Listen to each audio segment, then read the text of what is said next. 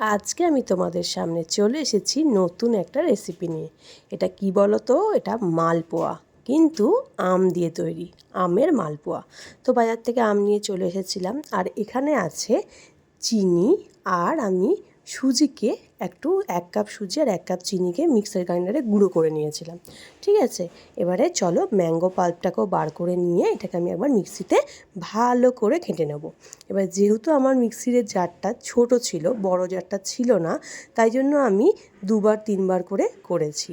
দেখতেই পাচ্ছ এই যে মিক্সির যে বাটিটাতে ভালো করে ধুয়ে এই যে যে আমের পাল্পটা বেরিয়েছে সেটাকে দিয়ে ভালো করে আবার সুজি আর চিনি গুঁড়ো আর তোমার আমটা দিয়ে দুবার করে আমি মিক্সিতে ঘুরিয়েছি, কারণ যেহেতু আমার বড় বাটিটা খারাপ হয়ে গেছে, বড় বাটিটা ছিল না বলে ছোটো বাটিটাতে অল্প অল্প করেছি।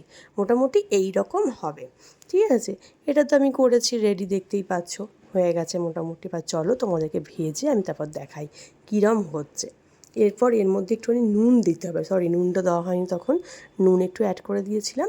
দিয়ে আর একটুখানি মৌরি হাতের মধ্যে ভালো করে করে, বা জোয়ান যে কোনো একটা দিতে পারো, আমি জোয়ান দিয়েছি।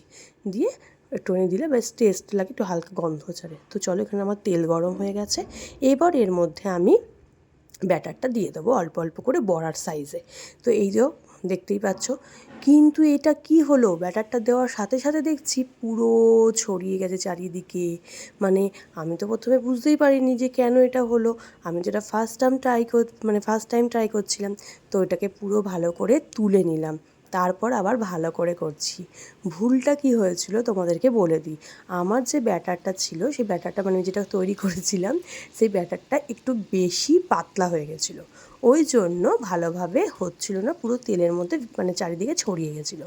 তারপর আমি কি করেছি, ওর মধ্যে 1/2 কাপ মতন ময়দা অ্যাড করেছি, যেহেতু একটু বেশি পাতলা হয়ে গেছিলো। ময়দা অ্যাড করার পর দেখছি খুব সুন্দরভাবে মালপোয়াগুলো রেডি হয়ে গেছে। দেখতেই পাচ্ছ কত সুন্দর হলো। তো এই যে আমার মালপোয়া রেডি। এটা কিন্তু খেতে খুব সুন্দর হয়েছিল।